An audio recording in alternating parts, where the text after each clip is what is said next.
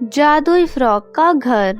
एक समय की बात है, किशनपुर नामक गांव में श्रुति अपनी छोटी बहन पिंकी और बूढ़ी माँ माया के साथ रहा करती थी।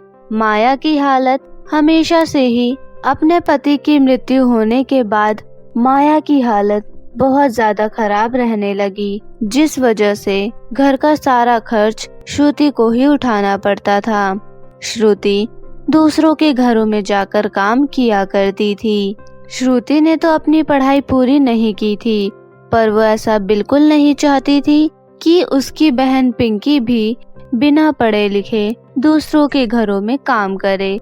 इसीलिए श्रुति ने पैसे कमाकर अपना घर चलाया और अपनी छोटी बहन को स्कूल में पढ़ाया करती थी। श्रुति के सर पर पूरे घर की जिम्मेदारी थी, और क्योंकि माया की 2 बेटियां थी, जिस वजह से माया को आए दिन अपनी बेटियों के लिए ताने सुनने पड़ते थे। अरे, इसकी तो 2 बेटियां हैं और घर में कोई कमाने वाला आदमी भी नहीं है। जब दोनों बेटियों की शादी हो जाएगी और जब चली जाएगी वो अपने ससुराल, तो ये बुढ़िया तो ऐसे ही मर जाएगी। हाँ, सही कह रही हो बहन। वैसे भी कौन करेगा इनकी दोनों बेटियों से शादी? एक तो है इतने गरीब परिवार, और आजकल के जमाने में लड़के वाले कितना ज्यादा दहेज मांगते हैं। पास में खड़ी माया सब कुछ सुन रही होती है। ये सुनकर उसे बहुत ही ज्यादा बुरा लगता है, लेकिन तभी माया कहती है, मेरी बेटियां ही मेरे लिए सब कुछ है, और देखना मेरी छोटी बेटी पढ़ रही है, वो जरूर बड़े होकर कुछ न कुछ बनेगी, और मेरी बड़ी बेटी भी घर चलाने के लिए पैसे कमा रही है। भले ही वो लोगों के घरों में झाड़ू पोछा करती है, पर वो हमारी देखभाल बहुत अच्छे से कर रही है। इतना कहकर माया वहाँ से चली जाती है। इसके कुछ समय बाद श्रुति दोपहर के समय आया करती थी और अपनी छोटी बहन पिंकी को भी स्कूल से साथ लाया करती थी। घर पहुंचकर जब माया अपनी बेटी का फटा सूट देखती है, तब कहती है, श्रुति बेटा, तेरे कपड़े फट गए हैं। जो पैसे तूने बचा रखे हैं, उन पैसों के कपड़े ले आ। बस हमारी ही इच्छाएं पूरी करती रहती है, अपना भी ध्यान रखा कर। माँ, मैं तो आप दोनों के लिए ही जीती हूँ, और ये कपड़े तो आते रहेंगे। बस हमारी छुटकी बहन पढ़ लिख ले और वो जरूर कुछ बनेगी। तभी पिंकी कहती है, दीदी, वैसे कपड़े से याद आया कि आज मेरी फ्रेंड का बर्थडे है। उसने मुझे भी अपने घर पर बुलाया है, तो मुझे उसके लिए गिफ्ट दिला दो। और मेरे पास कोई अच्छी फ्रॉक नहीं है, मुझे एक फ्रॉक भी चाहिए। प्लीज दीदी, दिला दो ना। नहीं पिंकी बेटा, तुम अपनी फ्रॉक बाद में ले लेना। देखो, श्रुति के कपड़े फटे हुए हैं, पहले वो अपने कपड़े ले ले, फिर पैसे लाकर वो तुम्हारे लिए भी ले आई। नहीं, मुझे अभी चाहिए, वरना मेरी सारी फ्रेंड्स मेरा मजाक बनाएगी। मैं वही पुराना फ्रॉक पहनकर नहीं जाऊंगी। और फिर ऐसा कहकर पिंकी उदास हो जाती है, और ये देखकर श्रुति को भी बहुत बुरा लगता है। श्रुति के पास जितने भी पैसे बचे रखे थे, वो सारे पैसे लेकर वो बाजार चली जाती है और पिंकी की दोस्त के लिए एक अच्छा सा गिफ्ट खरीदती है, और साथ ही पिंकी के लिए एक बहुत ही सुंदर सी फ्रॉक भी खरीदती है। हाँ, ये फ्रॉक पिंकी को बहुत पसंद आएगी, बहुत जचेगी उस पर। और जब श्रुति घर जाती है और पिंकी वो फ्रॉक देखती है, तो उसे बहुत ही ज्यादा खुशी होती है, और फिर वो खुशी खुशी अपनी फ्रेंड के बर्थडे पार्टी में चली जाती है। अपनी बहन को इस तरह देखकर श्रुति के चेहरे पर भी मुस्कान आ जाती है। अब ऐसे ही बहुत समय बीत जाता है। समय के साथ साथ पिंकी भी बड़ी हो रही थी। एक दिन जब पिंकी स्कूल से घर पहुंचती है, वो देखती है कि उसकी माँ जमीन पर पड़ी हुई है। माँ, क्या हो गया? आंखें खोलो माँ, क्या हो गया तुम्हें? पिंकी बहुत कोशिश करती है, लेकिन माया आंखें नहीं खोलती, जिसके बाद पिंकी अपनी बहन श्रुति को बुलाकर लाती है, तो उसे पता चलता है कि उसकी माँ अब इस दुनिया में नहीं रही। ये सुनकर दोनों बहनों की आंखों से आंसू नहीं रुकते। दीदी, मम्मी हमें छोड़कर चली गई। अब हम दोनों का क्या होगा?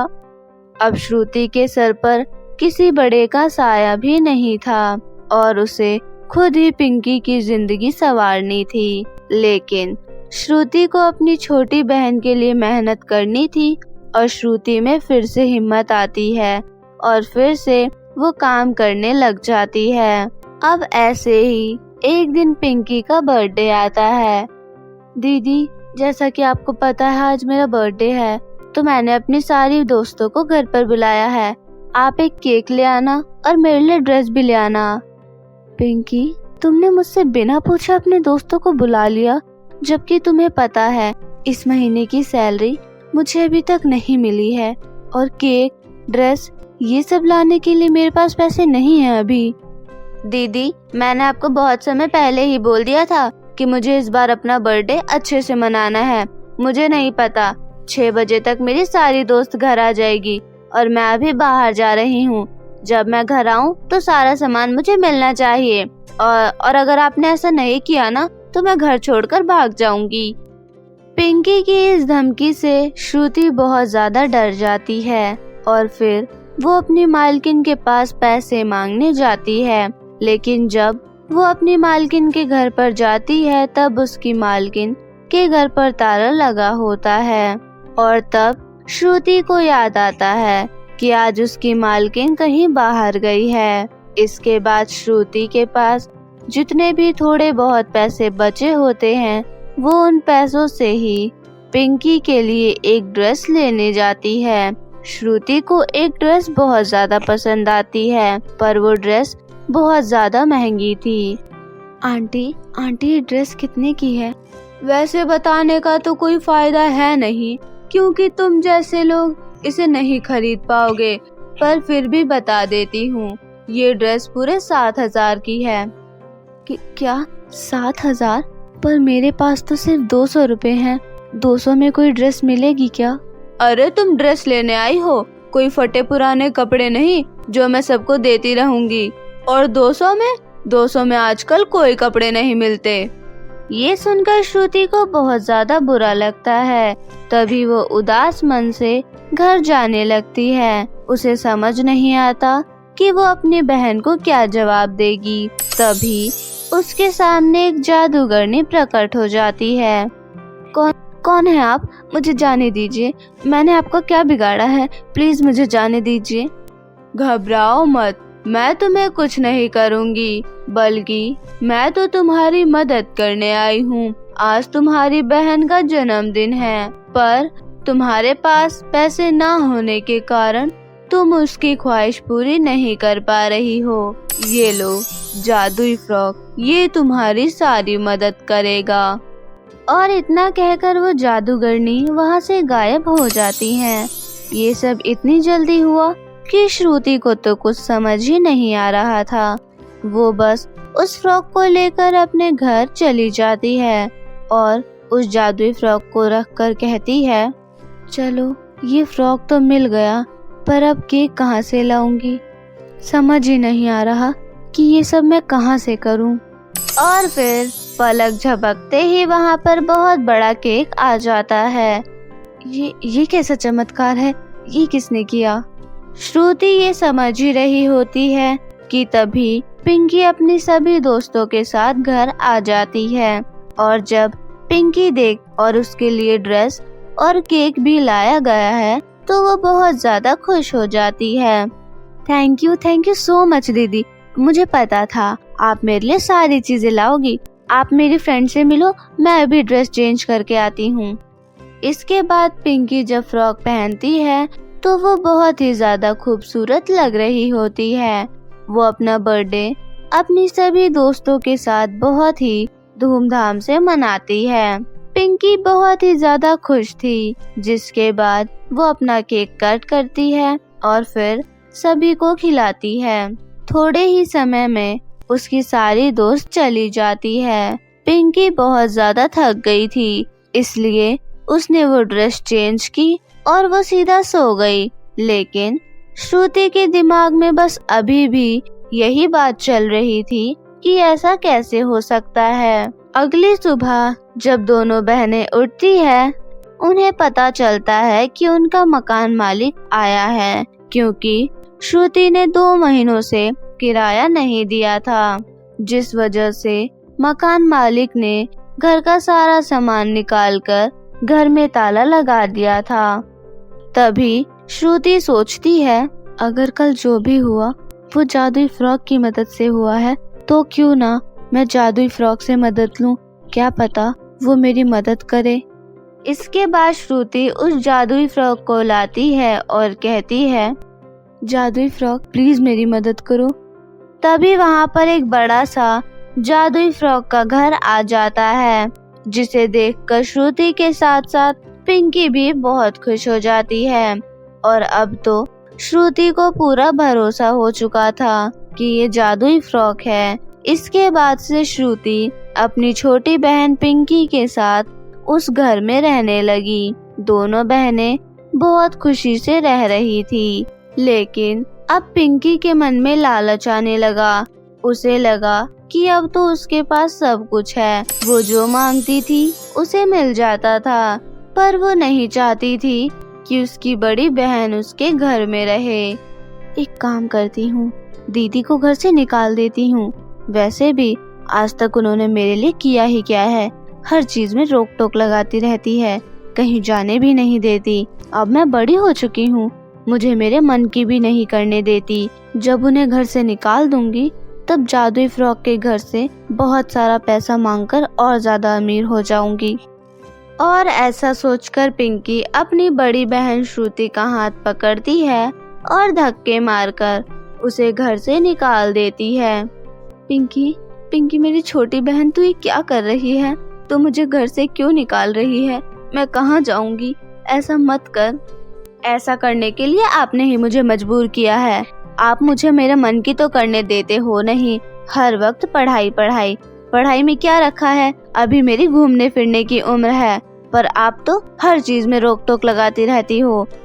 अपनी छोटी बहन के मुंह से ये बातें सुनकर श्रुति को बहुत बुरा लगता है और वो कहती है, हाँ पिंकी, शायद तू भूल गई है कि तुझे पढ़ाने के लिए मैंने लोगों के घरों में काम किया है, कितने लोगों की खरी खोटी सुनी है, अपनी ख्वाहिशों को मारकर तेरी हर ख्वाहिश पूरी करी है, तुझे हर वक्त सबसे ज्यादा प्यार दिया है, हमेशा अपने से ऊपर माना है, पर तू ऐसा करेगी कभी नहीं सोचा था। हाँ, अब जहाँ जाना है वहाँ जाओ, पर दोबारा यहाँ मत आना और ये फालतू का ज्ञान मुझे मत दो।